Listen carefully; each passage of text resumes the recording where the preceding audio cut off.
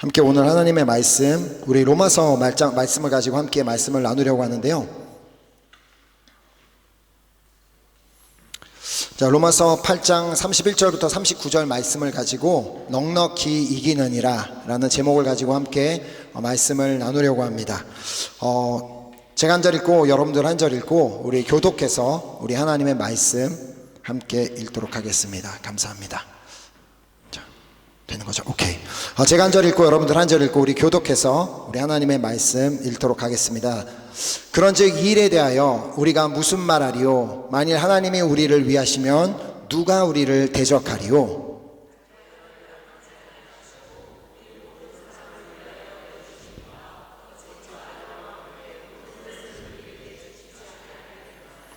누가 능히 하나님께서 택하신 자들을 고발하리요? 의롭다 하신 이는 하나님이시리니.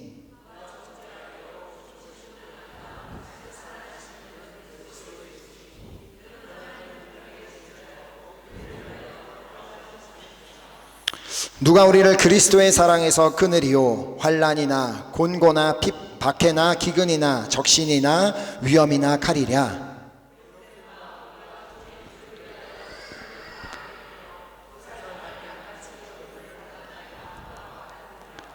그러나 이 모든 일에 우리를 사랑하시는 이로 말미암아 우리가 넉넉히 이기느니라.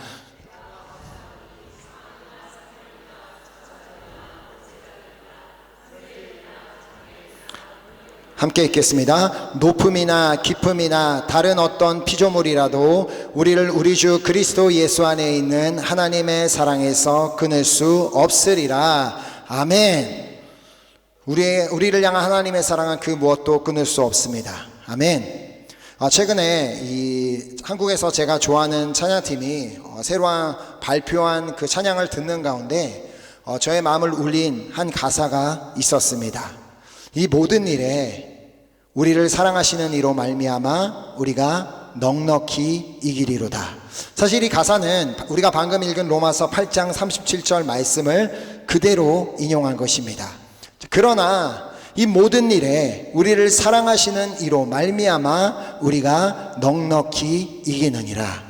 자, 그냥 이렇게 이 말씀만 보아도 우리에게 위로가 되고 또 힘이 되는 말씀이기도 하지만 여기서 중요한 것은 지금 이 선포를 하고 있는 사람이, 이 말씀을 선포하고 있는 사람이 사도 바울이라는 사실을 알고 이 말씀을 보는 것입니다. 자, 바울이 지금 그러나로 문장을 시작했다는 것은 지금 이 믿음의 선포가 자신의 삶의 터닝 포인트가 되었음을 의미합니다. 그가 앞서 무슨 말을 했길래 여기 37절에 이르러 그러나로 시작했는지를 한번 보도록 하면요, 36절에 보면 기록된 바 우리가 종일 주를 위하여 죽임을 당하게 되며 도살당할 양같이 여김을 받았나이다 함과 같으니라. 자, 바울은 시편 44편 22절 말씀을 인용하며 실제로 그가 죽임을 당한 것과 같은 상황, 그리고 도살당할 양같이 여김을 받는 상황들을 맞이하였음을 말하고 있는 것입니다. 자, 실제로 바울은 사역 가운데 수없이 많은 고난과 어려움을 겪었던 사람입니다.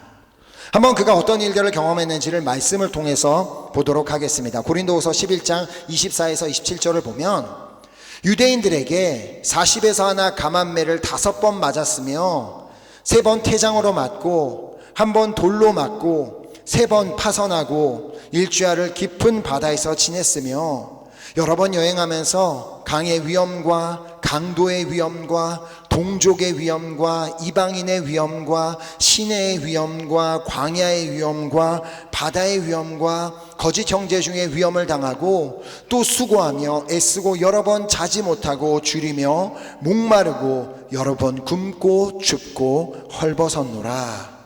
자, 바울이 이 모든 일들을 당하게 된 이유가 하나 있습니다. 오직 한 가지 이유입니다. 그것은 그가 예수님을 만났기 때문입니다. 예수님을 만나기 전까지 그는 그 어떠한 핍박을 당한 적도 없고요, 삶에 그 어떤 어려움도 없는 그런 삶을 살고 있었습니다. 자, 그런데 그가 예수님을 만난 이후부터 그의 삶에서 온갖 어려움을 당하게 됩니다. 자, 유대인들에게 매를 맞았고요, 태장으로 맞았고요, 돌로 맞고 여러 위험을 당하며 줄이며 목마르고 여러 번 굶고 춥고 헐벗게 되었습니다. 아니, 이게 뭡니까? 단지 그가 예수님을 만났다는 이유 하나만으로 그가 이러한 일들을 당하게 되었다는 것입니다.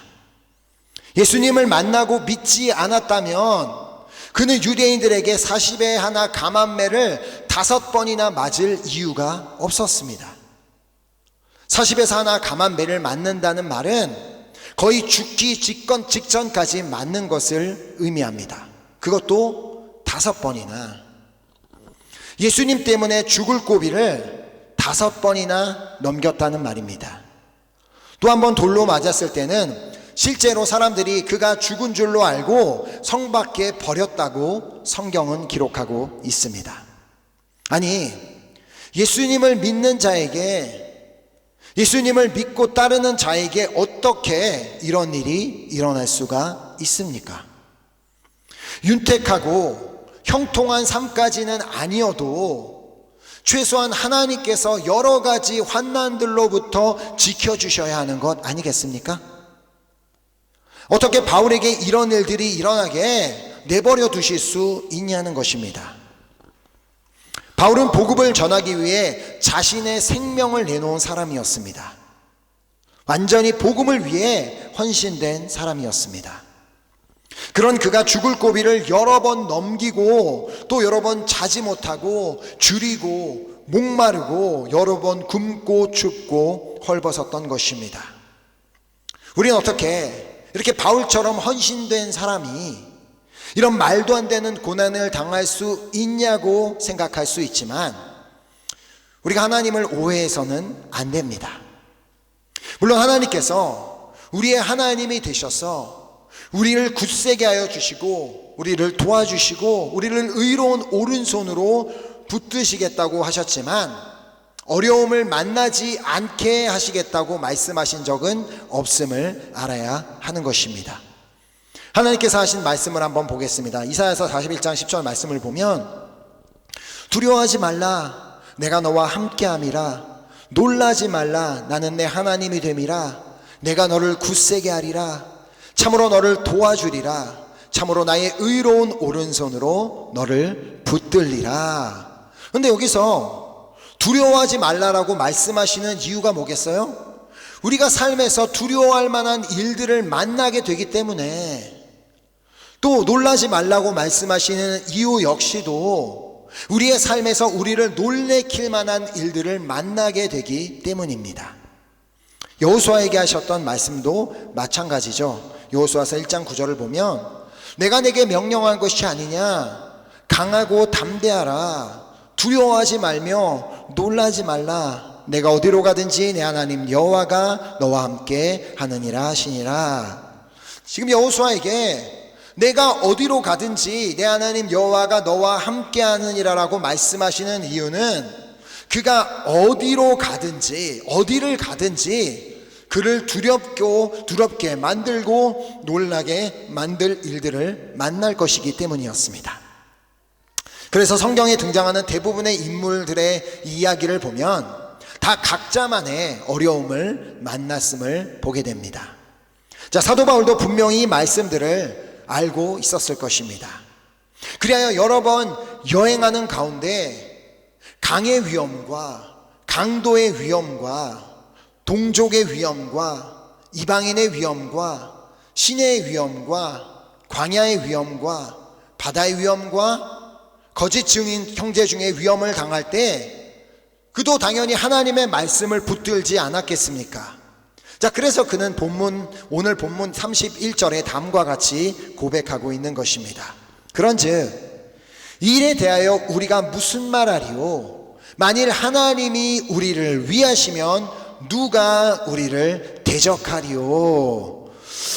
많은 사람들이 또 여러 가지 상황들이 그를 두렵게 만들었고 또 육체적으로 힘들고 고통스러운 순간들이 많이 있었지만 그와 함께 하시는 하나님께서 그를 굳세게 하여 주시고 도와주시고 또 의로운 오른손으로 그를 붙들고 있음을 믿었기에 그는 쓰러지지 않고 끝까지 믿음의 완주를 할 수 있었던 것입니다. 자, 때로는 그도 너무 힘들어서 포기하고 싶은 순간들이 있었을 것입니다. 예수를 믿지 않을 때는 매를 맞을 이유가 없었는데 예수를 믿었기 때문에 매를 맞았습니다. 예수를 믿지 않을 때는 핍박을 당할 이유가 없었는데 예수를 믿었기 때문에 핍박을 당했습니다. 예수님을 믿지 않을 때는 감옥에 갇힐 일이 없었는데 예수님을 믿었기 때문에 그는 감옥에 갇혔습니다. 그럼에도 불구하고, 그 모든 일에도 불구하고 그가 예수를 믿은 것을 후회하지 않은 이유가 무엇인지를 오늘 본문에서 발견하게 됩니다. 자, 먼저 32절을 다시 보면, 자기 아들을 아끼지 아니하시고 우리 모든 사람을 위하여 내주시니가 어찌 그 아들과 함께 모든 것을 우리에게 주시지 아니하겠느냐. 오늘을 다 같이 꿀먹은 벙어리처럼 너는 말해라, 나는 입을 다물고 있겠다라고 결정하신 것 같은데, 제가 하는 말이 아니라 하나님의 말씀입니다. 하나님의 말씀은 아멘으로 받는 겁니다. 자, 다시 읽겠습니다. 다시 시작. 자기 아들을 아끼지 아니하시고 우리 모든 사람을 위하여 내주시니가 어찌 그 아들과 함께 모든 것을 우리에게 주시지 아니하겠느냐. 이제 주님이 좀 들리시겠네요. 감사합니다. 자, 여기서 말하는 모든 것 안에는 평안과 기쁨, 소망도 포함되어 있지 않겠습니까? 빌립보에서 귀신을 쫓아냈다는 이유 하나만으로 매를 맞고 감옥에 갇히게 된 바울과 실라가 그 안에서 기도하고 찬송할 수 있었던 이유는요, 자기 아들을 아끼지 아니하시고 모든 사람을 위하여 내주시니가 그 아들과 함께 그들에게 평안과 기쁨을 주셨기 때문이지 않겠습니까? 그래서 그는 감옥에서도 빌립보 성도들을 향해 뭐라고 말해요? 주 안에서 항상 기뻐하라, 내가 다시 말하노니 기뻐하라 라고 권고할 수 있었던 것입니다. 왜냐하면 자신도 실제로 감옥 안에서 주님께서 주시는 기쁨을 누리고 있었기 때문에, 또한 억울한 상황 가운데서도 그가 여전히 평안할 수 있었던 이유가 있었음을 본문 33절을 통해 보게 됩니다. 누가 능히 하나님께서 택하신 자들을 고발하리요 의롭다 하시는 이는 하나님이시니. 아멘. 세상 사람들은 아무런 잘못이 없는 그를 죄인 취급한다 할지라도 하나님께서 예수 그리스도를 통하여 자신을 의롭다 하여 주셨음을 믿었기에 그는 그 억울한 상황 가운데서도 평안하고 감사할 수 있었던 것입니다. 세상 사람들이 아무리 누명을 씌우고 정죄한다 할지라도 하나님께서 의롭다 하셨다면 결국은 하나님 나라에 들어가게 되는 것입니다. 반면 세상 사람들이 다 의인처럼 생각하고 의인처럼 여긴다 할지라도 하나님께서 의롭다 하시지 않은 이상 하나님 나라에 들어갈 수 없습니다. 그래서 그는 로마서 8장을 시작하며 다음과 같이 고백한 의유입니다. 그러므로 이제 그리스도 예수 안에 있는 자에게는 결코 정죄함이 없나니 이는 그리스도 예수 안에 있는 생명의 성령의 법이 죄와 사망의 법에서 너를 해방하였음이라. 아멘. 오늘 이 자리에 모인 우리 모두도 예수 그리스도께서 우리를 죄와 사망의 법에서 해방하여 주셨기에 기뻐하고 감사할 이유가 있음을 믿습니다. 아멘. 예수 그리스도께서 의롭다 하셨다면 그 누구도 아니라고 할 수 없습니다. 바울에게는 이 확신이 있었던 겁니다. 그리고 그는 알았습니다. 물론 하나님께서는 당신의 말씀대로 그와 함께 하심을 그가 믿고 있었지만, 또한 부활하신 예수님께서 하나님 우편에 앉으셔서 지금 자기를 위하여 간구하고 계신다는 것을 성령님을 통하여 깨달았던 것입니다. 자, 그래서 그는 34절에 이렇게 말합니다. 누가 정죄하리요? 죽으실 뿐 아니라 다시 살아나신 이는 그리스도 예수시니 그는 하나님 우편에 계신 자요 우리를 위하여 간구하시는 자신이라. 예수님께서 자신을 위해 생명을 주셨을 뿐만 아니라 이제는 부활하셔서 자기를 위해서 간구하고 계신다는 그 사실을 알았을 때 그에게 얼마나 힘이 되었겠습니까? 그러니까 그가 아무도 모르는 곳에 끌려가 매를 맞고 있을 때에도, 그가 탔던 배가 파손이 되어 어디인지 모르는 바다에서 표류하고 있을 때에도, 그가 광야에서 밤을 지낼 때에도 그를 위해 기도하고 계신 분이 있다는 사실이 그에게 얼마나 힘이 되고 위로가 되었겠습니까? 그런데 예수님께서 구체적으로 무엇을 위해 간구하고 계시는지를 히브리서를 통해 볼 수가 있습니다. 히브리서 7장 25절에 보면, 그러므로 자기를 힘입어 하나님께 나아가는 자들을 온전히 구원하실 수 있으니 이는 그가 항상 살아계셔서 그들을 위하여 간구하심이라. 자, 예수님께서 우리의 구원을 위해 간구하고 계신다는 말입니다. 왜냐하면 하나님은 모든 사람이 구원을 받으며 진리를 아는 데 이르기를 원하시기 때문입니다. 자, 바울에게는 지금 자신이 죽어도 하나님 나라에 들어갈 확신이 있었기에 그 구원의 확신과 하나님 나라에 대한 소망으로 하루하루를 버티며 승리할 수 있었던 것입니다. 자, 무엇보다 자신을 위하여 중보하고 있는 그 예수 그리스도의 사랑이 얼마나 큰지를 바울이 알았던 것입니다. 자, 그래서 35절에 보면 누가 35절을 안 넣었나 보네. 누가 우리를 그리스도의 사랑에서 끊으리요? 환난이나 곤고나 박해나 기근이나 적신이나 위험이나 칼이랴.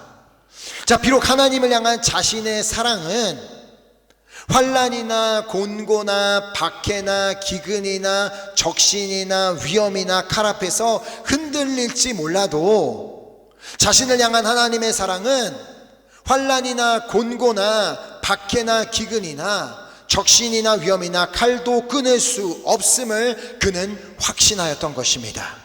자, 그래서 여러 번 죽을 뻔한 고비를 넘긴 가운데서도 그는 다음과 같이 고백할 수 있었던 것입니다. 자, 이게 제가 파일을 잘못 저장했나. 자, 37절을 다시 보면, 그러나 이 모든 일에 우리를 사랑하시는 이로 말미암아 우리가 넉넉히 이기느니라. 아멘. 바울이 어떤 특별한 사람이었기에 그 모든 어려움을 다 이겨낼 수 있었던 것이 아닙니다. 그도 우리와 똑같은 사람이었기 때문에 그도 매를 맞으면 당연히 아팠을 것입니다. 당연히 고통스러웠을 것입니다. 그도 우리와 똑같은 사람이었기 때문에 사람들이 자신을 욕하면 마음의 상처를 받았을 때도 있었을 것입니다. 그럼에도 불구하고 그가 디모데에게 편지를 쓰며 나는 선한 싸움을 싸우고 나의 달려갈 길을 마치고 믿음을 지켰다고 말할 수 있는 이유는 그리스도 예수 안에 있는 하나님의 사랑이 얼마나 위대한지를 알았기 때문입니다. 자, 단 한순간도 자기를 버리지 않는 사랑, 결코 자기를 포기하지 않는 사랑, 절대 자기를 잊지 않는 사랑으로 자기를 사랑하고 계심을 알았기 때문입니다. 자, 바울은 자신이 사랑을 받을 자격이 없는 자임을 알았습니다. 왜냐하면 자신은 예수님을 믿는 자들을 핍박하던 자였기 때문이었습니다. 그럼에도 불구하고 자기를 버리지 않는 하나님의 사랑을 알았기에, 자기를 포기하지 않는 그 사랑을 알았기에 그 사랑에 힘입어 믿음의 경주를 완주할 수 있었던 것입니다. 자, 그래서 그는 로마서 8장을 마치며 다음과 같이 고백한 이유입니다. 파일이 지금 잘못됐으니까 저기 위에 38, 39절 올려주시겠어요? 38, 39절 위쪽으로 올려주시면 됩니다. 38, 39절입니다. 내가 확신하노니 사망이나 생명이나 천사들이나 권세자들이나 현재일이나 장래일이나 능력이나 높음이나 깊음이나 다른 어떤 피조물이라도 우리를 우리 주 그리스도 예수 안에 있는 하나님의 사랑에서 끊을 수 없으리라. 아멘. 이처럼 바울을 사랑하셨던 주님께서는 우리 한 사람 한 사람도 사랑하고 계십니다. 아멘. 우리를 향한 사랑 역시도 사망이나 생명이나 천사들이나 권세자들이나 현재일이나 장래일이나 능력이나 높음이나 깊음이나 다른 어떤 피조물이라도 끊을 수 없습니다. 자, 우리를 이토록 사랑하시는 하나님이 우리를 위하시면 누구도 우리를 대적할 수 없습니다. 자, 그러므로 하나님의 사랑을 아신다면 세상의 소리에 흔들리지 마시기 바랍니다. 예수를 믿는다는 이유로 세상 사람들에게 조롱을 당하고 핍박을 당할 수 있습니다.